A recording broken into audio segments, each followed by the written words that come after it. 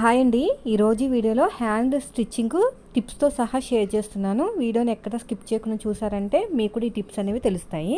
First అయితే లైనింగ్ని cut చేసేసుకున్న తర్వాత ఒరిజినల్ క్లాత్ మీద పెట్టుకుంటాం కదా, అప్పుడు ఇలాగ స్ట్రైట్గా కట్ చేయాలండి. హ్యాండ్ కర్వ్ ఎలా ఉందో అలా కట్ చేయకూడదు అనమాట. ఎందుకంటే మనకి ఇక్కడున్న క్లాత్ అనేది సైడ్కి జాయింట్లు వేయడానికి యూజ్ అవుతుంది. అప్పుడు మనకి క్లాత్ అనేది సేవ్ అవుతుంది. అదొక విషయాన్ని మీరు బాగా గుర్తుపెట్టుకోండి. మరీ ఎక్కువ అతుకు కావాలి అతుకు పడుతున్నాయి అనుకుంటే మాత్రం హ్యాండ్ హైట్ కన్నా 1 ఇంచ్ ఎక్కువ కట్ చేసుకోవాలన్నమాట. సో అది కూడా టిప్ అనేది నెక్స్ట్ వీడియోలో వీలైతే చూపిస్తాను. ఇప్పుడైతే మన హ్యాండ్ అనేది స్ట్రైట్గా కట్ చేసుకోవాలి. ఇప్పుడు నేనైతే ఫ్రంట్కి బ్యాక్కి ఫోల్డింగ్ దగ్గర ఇలాగా నేను సపరేట్ చేసేస్తున్నాను. ఎందుకంటే 2 హ్యాండ్స్ కదా, అందుకని చెప్పేసి. ఇప్పుడు బార్డరు ఉల్టా సీదా ఒకసారి చెక్ చేసుకోండి. ఎటైతే ఉందో సీదా మన వైపుకు ఉండాలి. అదేవిధంగా లైనింగ్కి మార్కింగ్ వేసి ఉంటాం కదా, ఫ్రంట్ పార్ట్ మార్కింగ్ అని తెలియడానికి ఒక మార్కింగ్ వేస్తాం కదా, ఆ మార్కింగ్ అనేది అడుగు భాగంలో పెట్టుకుని కుట్టుకోవాలన్నమాట. తిప్పినప్పుడు మనకి పైకి వస్తుంది. అప్పుడు మనకి వీలుగా ఉంటుంది మనకి ఫ్రంట్ పార్ట్ ఏది బ్యాక్ పార్ట్ ఏది అని తెలియడానికి. ఇప్పుడు లైనింగ్ మీద అది కింద ఒరిజినల్ క్లాత్ పెట్టేసుకుని పైన లైనింగ్ పెట్టేసుకుని ఇలా నీట్గా స్టిచ్ చేసుకుంటూ వెళ్ళాలి. చూడండి.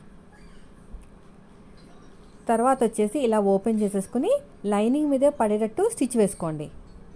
ఇలాగా లైనింగ్ మీదే పడేటట్టు ఇలా స్టిచ్ వేసుకోవాలి.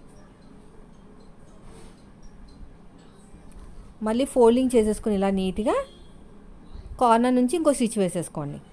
ఇలా కార్నర్ దగ్గర నుంచి ఇంకొక స్టిచ్ ఇలా నీట్గా ఇది మొత్తం కూడా కార్నర్ దగ్గర నుంచి స్టిచ్ వేసేసుకోవాలి.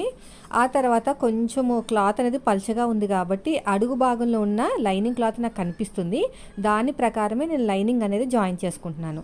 ఎప్పుడైనా సరే లైనింగ్ని మ్యాక్సిమం పైనుంచి స్టిచ్ వేసుకుంటేనే, అంటే లైనింగ్ అడుగు భాగంలో ఉండి పైన ఒరిజినల్ క్లాత్ ఉంటుంది కదా, చేతితోటి అద్దుకుంటూ నీట్గా స్టిచ్ చేసుకుంటేనే మనకు ఒక ముడత కూడా రాదనమాట. ఇంకా దళసరిగా ఉందనుకుంటే చేత్తో అద్దుకుని స్టిచ్ వేసుకోవాలి. ఎందుకంటే మనకి కార్నర్ ఎక్కడ ఉంటుందో, హ్యాండ్ కర్వ్ ఎక్కడ ఉంటుందో చేత్తో అడ్డుకుని వేసుకుంటే మనకి ఫినిషింగ్ అనేది ఇంకా నీట్గా వస్తుంది. ఇలా లైనింగ్ మీద కన్నా ఒరిజినల్ క్లాత్ మీద నుంచి కుట్టుకుంటే మనం లైనింగ్ని ఇంకా నీట్గా ఉంటుంది అనమాట. ఇప్పుడు ఎగస్ట్రా ఉన్న క్లాత్ని కట్ చేశాను. ఇది చిన్న సైజు ఆర్మ్ లూజ్ కాబట్టి మనకి సైడ్కి అతుకులు ఎక్కువ ఏం పడలేదు, జస్ట్ లైట్గా పడ్డాయి. కొన్ని అయితే ఎక్కువ పడతాయండి. సో ఇది వచ్చేసి మనకి తక్కువే పడింది కాబట్టి నేను ఇక చిన్న పీస్ ఎంత మిగిలితే అంతా జాయిన్ చేసేస్తున్నాను. మిగతా రెండో వైపుకి అవసరం లేదు. కానీ పెద్ద సైజు బ్లౌజ్కి అయితే మాత్రం ఆర్మ్ లూజు 9 ఇంచులు 9.5 ఉంటుంది కదా, వాళ్ళకి ఖచ్చితంగా జాయింట్ అయితే పడుతుంది. అప్పుడు ఈ టిప్ అనేది బాగా ఉపయోగపడుతుంది అనమాట. క్లాత్ అనేది బాగా సేవ్ అవుతుంది. ఇలా జాయింట్ వేసుకున్న తర్వాత టాప్ స్టిచ్ అనేది ఖచ్చితంగా వేసుకోవాలండి, లేకపోతే మీకు పీలుకుపోతుంది అనమాట. అయిపోయింది. ఇప్పుడు ఎగస్ట్రా ఉన్న క్లాత్ని మొత్తం కూడా నీట్గా కట్ చేసుకుని పైన కూడా అంతే. ఇప్పుడు ప్లస్ గుర్తు రావాలి అంటే హ్యాండ్ లూజ్ దగ్గర కరెక్ట్గా పెట్టేసుకుని ఇక్కడ చంక దగ్గర మనకి ఆర్మ్ లూజ్ దగ్గర కరెక్ట్గా ఉందో లేదో చెక్ చేసుకుని నీట్గా కట్ చేసుకుంటే ప్లస్ గుర్తు అనేది ఆటోమేటిక్గా వచ్చేస్తుంది. చూసారా ఎంత బాగా రెడీ అయిపోయిందో. సో ఇంకోటి కూడా చూపించిన మీకు. ఇది వచ్చేసి ఇంకొక హ్యాండ్. ఇది కూడా ఒరిజినల్ అనేది మన వైపుకు ఉండాలి. మార్కింగ్ వేసింది అడుగు భాగంలో పెట్టేసుకుని పైనుంచి ఇలా నీట్గా స్టిచ్ చేసుకుంటూ వచ్చేయాలి. చూడండి నేను ఎలాగైతే స్టిచ్ చేస్తున్నానో అలాగా. పాదం ఇంచి ఉండాలండి, ఎందుకంటే మనం కటింగ్ చేసినప్పుడు కూడా అంతే ఖర్చు పెట్టుకుంటాం కదా, అందుకని. ఇలా అయిపోయిన తర్వాత మళ్ళీ ఇలా ఓపెన్ చేసేసుకుని మళ్ళీ టాప్ స్టిచ్ అయితే వేసేసేయండి. ఇలా మొత్తం కూడా నీట్గా టాప్ స్టిచ్ అయితే వేసేసుకోవాలి. ఇలా మొత్తం కూడా తర్వాత మళ్ళీ లోపలికి ఇలాగ ఫోల్డింగ్ చేసేసుకుని కార్నర్కి వేసుకోండి. మరీ బయటకు వేసుకుంటే కుట్టు కనిపిస్తుంది, కార్నర్కి వేసుకుంటే సరిపోతుంది. ఐరన్ చేసుకోవాలండి, ఇంకా నీట్గా కనిపిస్తుంది. ఇలాంటి పట్టు ఇలాంటివి వచ్చినప్పుడు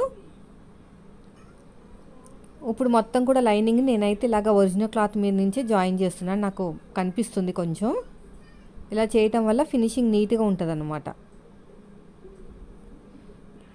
మొత్తం జాయిన్ చేసిన తర్వాత ఎగస్ట్రా ఉన్న క్లాత్ని కూడా నీట్గా కట్ చేసేయండి. ఆ క్లాత్ అనేది మనకి సైడ్ జాయింట్కి ఉపయోగపడుతుంది. ఇది చిన్న సైజు కాబట్టి అంతగా లేదు, కానీ పెద్ద సైజుకి ఉపయోగపడుతుంది. ఇలా నీట్గా కట్ చేసుకుంటూ వెళ్ళిపోవాలి. దీని కూడా వన్ సైడ్ మాత్రమే చిన్న అతుకు పడుతుంది, రెండో వైపు పడదండి.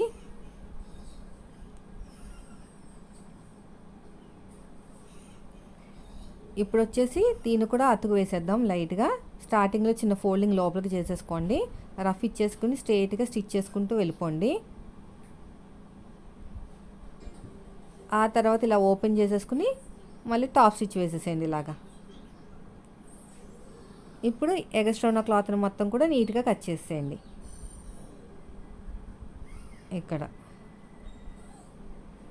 ఇక్కడ కూడా అంతే. ఇప్పుడు హ్యాండ్ లూజ్ దగ్గర కరెక్ట్గా ఉండాలి. ఆర్మ్ లూజ్ దగ్గర కొంచెం ఎక్కువ తక్కువ ఉన్నా నీట్గా కట్ చేసుకుంటే ప్లస్ గుర్తు అనేది ఈజీగా వస్తుంది. ఇక్కడ చూసారా ఎంత ఈజీగా అయిపోయిందో. సో మీరు కూడా ఇదే టిప్స్తో కనుక హ్యాండ్స్ కట్ చేసి కుట్టారంటే ఎంత పెద్ద సైజ్ వచ్చినా సరే మనకి క్లాత్ అనేది అడ్జస్ట్మెంట్ అవుతుందన్నమాట. వీడియో నచ్చితే లైక్ చేయండి ఫ్రెండ్స్. మీరు మన ఛానల్ ఫస్ట్ టైం చూస్తే సబ్స్క్రైబ్ చేయండి. Thank you.